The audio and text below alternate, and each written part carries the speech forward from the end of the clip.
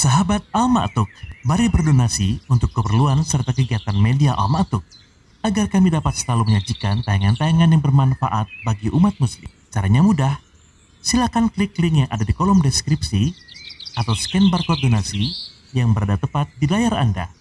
Jazakumullah khairan wa barakallahu fikum. Bismillahirrahmanirrahim. Assalamualaikum warahmatullahi wabarakatuh. Innal hamdalillah nahmaduhu wa nasta'inuhu wa nastaghfiruh wa natubu ilaihi wa na'udzu billahi min shururi anfusina wa sayyiati a'malina may yahdihillahu fala mudilla lahu wa may yudlil fala hadiyalah. Asyhadu an la ilaha illallah wahdahu la syarika lah wa ashhadu anna Muhammadan abduhu wa rasuluhu la nabiyya wa la rasula ba'da, amma ba'du. Hadirin yang dimuliakan oleh Allah Subhanahu wa taala, kita lanjutkan pembacaan kitab Riyadhus Shalihin dan kita telah memasuki bab yang terbaru, yaitu Babur Raja, bab tentang pengharapan. Dan siang hari ini hadis yang akan kita bahas adalah hadis ketiga dan keempat dari bab ini, karena keduanya masih memiliki ikatan yang sama. Wa an Jabir radhiyallahu ta'ala anhu annahu qala jaa'a a'rabiyyun ila an-nabiy sallallahu alaihi wa ala alihi wasallam faqala ya Rasulullah mal mujibatan faqala man mata la yusyriku billahi syai'a dakhala al-jannah wa man mata yusyriku bihi syai'a dakhala an-nar. Rawahu Muslim. Wa an Anas radhiyallahu ta'ala anhu anna an-nabiy sallallahu alaihi wasallam wa Mu'adz radifuhu 'ala ar-rahli faqala ya Mu'adz qala labbaika ya Rasulullah wa sa'daik qala ya Mu'adz qala labbaika ya Rasulullah wa sa'daik qala ya Mu'adz qala labbaika ya Rasulullah wa sa'daik thalathan. Faqala ma min 'abdin yashhadu an la ilaha illallah wa anna Muhammadan 'abduhu wa rasuluhu sidqan min qalbihi illa harramahu Allahu 'alan nar. Qala ya Rasulullah afala ukhbiru biha an-nasa fayastabshiru? Faqala idhan yattakilu. Fa akhbara biha Mu'adzun 'inda mautihi ta'athuman. Muttafaqun alaihi al-Bukhari wal Muslim. Wa qawluhu ta'athuman ay khawfan minal ithmi fi katmi hadzal ilmi. Pembahasan roja ini menyeimbangi pembahasan khauf. Jika khauf berisi tentang ancaman-ancaman, sesuatu yang dianggap remeh oleh manusia padahal bisa menyebabkan dirinya masuk ke dalam api neraka. Bab khauf menjelaskan tentang pedihnya siksaan Allah Subhanahu wa taala sehingga tidak memberikan celah kepada manusia untuk meremehkan dosa, sehingga dia selalu dibayang-bayangi ketakutan saat ia akan melakukan sebuah kemaksiatan atau pelanggaran kepada Allah Subhanahu wa taala. Sedangkan roja adalah pengharapan. Seseorang diberikan harapan oleh Allah Subhanahu wa taala untuk mendapatkan kenikmatan, ampunan, serta kasih sayang Allah Subhanahu wa taala, walaupun di sana dia pun mengetahui adanya ancaman. Ahlussunnah wal Jamaah di dalam akidahnya adalah at-tawassuti bainar raja'i wal khauf. Ay ar-raja wal khauf huwa kal jinah. Al-janah, sayap, haruslah mengepak dua-duanya agar seekor burung bisa terbang. Maka burung tersebut memiliki dua sayap. Jika sayap ini diibaratkan khauf dan roja, maka keduanya harus beriringan bersama-sama. Maka sekte Mu'tazilah dan Khawarij menyelisihi itu. Al-Khawarij, mereka mengedepankan khauf dan menafikan roja. Sehingga di dalam akidah Khawarij, orang-orang yang melakukan dosa besar, maka hukumannya adalah kekal dalam api neraka. Tidak ada peluang baginya untuk mendapatkan roja. Jadi apabila kita membaca dosa-dosa besar, contohnya apa dosa besar? Ghibah. Ghibah dosa besar enggak? Dosa besar. Ya ayyuhalladzina amanu ijtanibu katsiran minadh-dhanni inna ba'dadh-dhanni itsam wa la tajassasu wa la yaghtab ba'dukum ba'dha ayuhibbu ahadakum an ya'kula lahmahi sampai akhir. Dosa besar karena ada ancaman dari Allah Subhanahu wa taala. Kemudian apakah orang yang gibah langsung kekal di neraka? Atau ada orang yang berzina kemudian kekal di neraka? Atau ada orang yang mencuri kekal di neraka? Maka dalam akidah Khawarij, orang yang melakukan dosa besar maka dia kekal di dalam api neraka. Sedangkan Mu'tazilah, dia berpendapat berlainan dengan Khawarij. Orang-orang Mu'tazilah, mereka mengatakan kalau seseorang melakukan maksiat, berbuat dosa, maka itu tidak mempengaruhi keimanannya. Maka ada orang berlaku zina, maksiat, segala macam kemaksiatan dilakukan, maka keimanannya setara dengan keimanan Abu Bakar dan Umar bin Khattab radhiyallahu taala anhu. Maka tentunya ini terlalu percaya diri, terlalu besar harapannya dan menafikan khauf. Maka Ahlussunnah wal Jamaah ya berada di tengah-tengah. Khauf akan lebih banyak saat kita meninggalkan larangan, betul tidak? Saat kita ingin melakukan maksiat, mana yang harus kita kedepankan? Khauf atau roja? Khauf. Jangan roja. Kalau orang mengedepankan roja, maya meuneun ngeuneuh khamar hungkul malah kayak tobat. Ya Allah Maha Pengampun atuh. Mau mencuri, koruptor ge loba nu nyolong. Ieu mah eutik Allah ge Maha Pengampun, nyolong. Dia terlalu banyak harapannya. Dia merasa bahwa wah ada roja ini. Akhirnya dia terus berlaku maksiat. Roja kapan berlaku? Lebih banyak ketika bertaubat. Ketika dia berdosa misalnya, dia dosanya banyak, maka jangan dikedepankan khauf. Kenapa? Kalau misalnya dia mau bertobat, geus loba dosa ieu menurutnya neraka sih kena mah, jangan naon tobat. Enggak bisa. Dia harus roja, berharap kepada Allah bahwa dosa-dosa yang banyak ini pasti Allah akan ampuni karena Allah menjanjikan ampunan bagi hambanya. Maka dua hadis ini berkenaan dengan itu. Ketika Jabir bin Abdullah mengatakan seorang Arab Badui datang kepada Nabi SAW, ya Rasulullah, apakah dua hal yang pasti? Kata Nabi SAW, man mata la yusyriku bihi syai'an dakhalal jannah. Barang siapa manusia di muka bumi ini yang dia meninggal dan tidak pernah mensekutukan Allah Subhanahu wa taala, maka pasti masuk surga. Perhatikan, semua manusia yang ada di muka bumi ini, jika dia tidak mensekutukan Allah, pasti masuk surga. Alhamdulillah. Tersolat oke menennya asup surganya. Nah kan gitu, betul tidak?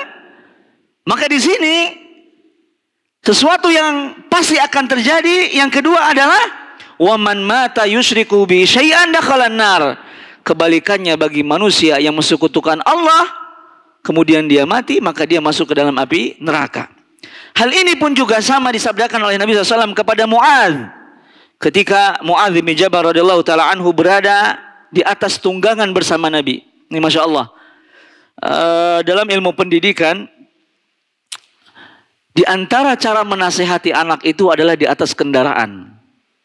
Jadi ini yang jarang dilakukan. Jadi ketika kita berada di atas kendaraan, misalnya naik motor berdua sama anak, atau kita jalan-jalan kemana berdua, itu lebih mendekat kepada hati seorang anak. Makanya Rasulullah itu sering membawa anak-anak untuk naik kendaraan.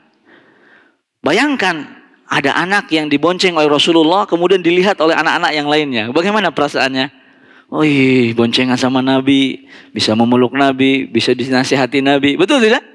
Jadi kalau ada santri bermasalah harusnya lebih banyak diajak jalan-jalan. Bukan di sidang gitu ya. Jalan-jalan gitu, naik motor atau naik mobil berdua. Deep talk gitu kan. Lebih dekat. Nah, Nabi SAW demikian.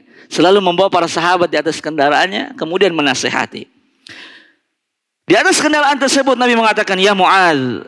Mu'adz yang di belakang kendaraan, labbaika ya Rasulullah wa sa'daik. Ya Mu'adz. 3 kali. Ya, biasanya memang orang Arab seperti itu. Di antara cara berbicaranya selalu diulang-ulang. Seperti misalnya kalau naik taksi di Saudi itu, kalau tidak ada topik pembicaraan, itu lagi yang diulang. Misalnya masuk taksi, kemudian dia nanya, Insya Allah, Indonesia? Nah, Kaifal hal? Khair, masyaallah. Kaifal hal? Khair, masyaallah. Alhamdulillah. Kaifal hal? 200 kali sampai tujuan itu aja diulang-ulang. Masya Allah. Kaifal hal? Kaifal khair. Nanti nggak ada lagi. Kaifal hal? Khair. Alhamdulillah. Kaifal haluka? Jadi seperti itu. Apa namanya? Kalau kita mungkin basa-basi gitu ya. Nah, Rasulullah mengulang 3 kali. Padahal Mu'adz ada di belakangnya. Ya Mu'adz, labbaika ya Rasulullah wa sa'daik. Apa ya Rasulullah? Kemudian Nabi SAW mengatakan, Ma min abdin yashhadu an la ilaha illallah. Tidaklah seorang hamba mengucapkan dan ia bersaksi tidak ada ilah yang berhak disembah kecuali Allah. Wa anna Muhammadan abduhu wa rasuluhu sidqan min qalbi. Dan ia bersaksi bahwa Muhammad adalah hamba dan utusannya dan ia benarkan dalam hatinya. Illa harramahullahu 'alan nar, kecuali Allah akan haramkan dia masuk ke dalam api neraka. Mu'adz bin Jabal mengatakan, afala ukhbiru bihan nas fayastabshiru? Boleh enggak Rasulullah saya kabarkan kepada manusia tentang hal ini? Kata Nabi SAW, jangan. Idzan yattakilu, nanti mereka jadi malas. Maksudnya apa? Kalaulah hal ini diketahui orang di zaman itu bahwasanya amalan yang memasukkan surga itu adalah tauhid, maka banyak orang yang malas sholat. Ya tidak? Yang penting mah tauhid. Kemudian zakat, nggak usah zakat lah, yang penting mah tauhid. Jadi hal ini suatu kepastian bahwa orang yang mengucapkan syahadat pasti masuk surga, pasti. Nggak boleh ragu. Tapi mungkin transit di mana? Di neraka karena dosa-dosa yang lainnya. Kecuali memang dia punya amalan soleh, kemudian bertauhid, dia mendapatkan keutamaan seperti masuk hisab tanpa azab dan masuk jannah tanpa hisab dan azab mungkin. Tapi kita harus yakin bahwa umat Islam yang bersyahadat itu pasti masuk surga, walaupun dia kemana dulu? Ke dalam neraka. Ada juga di dalam hadis yang lain Anas bin Malik ketika menjelaskan bahwa Allah Subhanahu wa taala memanggil seseorang dengan dosa sebesar langit dan bumi. Kemudian dia tidak mensekutukan Allah, maka Allah tidak melihat lagi dosa-dosa yang lain. Maka apa? Dia pun dimasukkan ke dalam surga. Jadi Allah Subhanahu wa taala itu adalah Rabb yang Maha Pengasih lagi Maha Penyayang. Seringkali kita dapati manusia yang berkeluh kesah dengan mengucapkan ku kieu-kieu teuing hirup teh nya, doa we ka Allah, geus ngadoa tapi sigana mah hese mustahil. Nah, tidak boleh. Kita harus yakin ketika tidak ada manusia yang membantu kita, kita masuk ada Allah, betul tidak? Saat tidak ada lagi pertolongan, kita masih punya Allah. Ketika tidak ada lagi harapan, bahkan mungkin adanya sebuah kemustahilan, kita masih punya Allah Subhanahu wa taala dan selalu akan ada Allah dalam kehidupan kita. Enggak usah takut besok anak gimana, istri gimana, masa depan gimana. Tidak usah takut. Kenapa? Kita masih ada Allah Subhanahu wa taala. Kalaupun kita meminta sesuatu yang mustahil, mungkin enggak Allah kabulkan? Mungkin sekali. Ya, mungkin sekali. Tidak ada keraguan bahwa Allah mampu merubah sesuatu dalam hitungan apa? Hitungan detik. Maryam bintu Imran tidak punya suami, ia punya anak. Nabi Ibrahim alaihissalam memiliki istri, tapi Allah uji tidak memiliki anak. Lihatlah bagaimana Allah berkehendak antara satu keadaan dengan keadaan yang lain. Kemudian mengapa hadis ini sampai ke kita? Kan nanti Nabi mengatakan jangan kasih tahu. Kok ini sekarang sampai ke sini? Siapa yang ngabari? Perawi. Maka fa akhbara biha Mu'adz inda mautihi ta'assuman. Maka Mu'adz pun sebelum meninggal beliau bocorkan kabar ini. Kenapa? Karena beliau takut mendapat ancaman menyembunyikan ilmu. Karena ini adalah info untuk semua kaum muslimin. Bahwasanya barang siapa yang mengucapkan la ilaha illallah Muhammad Rasulullah, pasti dia akan masuk surga Allah Subhanahu wa taala. Akan tetapi terkadang diperbolehkan kita menutupi sebuah ilmu untuk satu keadaan. Misalnya Santi Al-Ma'tuq, walaupun bagaimana caranya insya Allah naik kelas. Betul tidak? Tapi ada ujian. Betul tidak? Tapi ada poin. Ada reward. Ada pelanggaran segala macam. Nah itu harus disampaikan dan ada yang tidak disampaikan. Misalnya yang tidak disampaikan, maka tidak disampaikan juga di sini. Nah, kalau disampaikan di sini namanya disampaikan. Betul tidak? Santri Al-Ma'atuk pasti akan lulus. Walaupun tinggal kelas, tahun depan baru lulus. Kan begitu. Jadi ada hal-hal teknis yang tidak bisa disampaikan kepada santri. Coba bayangkan kalau semua teknis disampaikan kepada santri. Hah? Pasti malas. Ya. Jadi dalam Islam juga demikian. Allah kadang membocorkan pahala, Allah kadang juga menyembunyikan pahala. Contohnya apa? Siapa yang masih ingat? Yang tidak dibocorkan pahalanya puasa. Karena Allah Subhanahu wa taala dalam hadis qudsi, kullu amal ibni Adam lahu illa siyam, fa innahu li wa ana ajzi bihi. Sesungguhnya puasa, seluruh amal ibadah seorang hamba itu baginya. Sementara puasa bagiku, maka hanya aku yang akan memberikan pahala, nominalnya sekian adalah aku. Sementara sholat disebutkan, tuh ada hadis nemplok di dinding, sholat jamaah lebih baik 27 derajat. Amalan Lailatul Qadar lebih baik daripada 1000 bulan. Terkadang hadiah itu disebutkan. Kadang juga hadiah harus disembunyikan.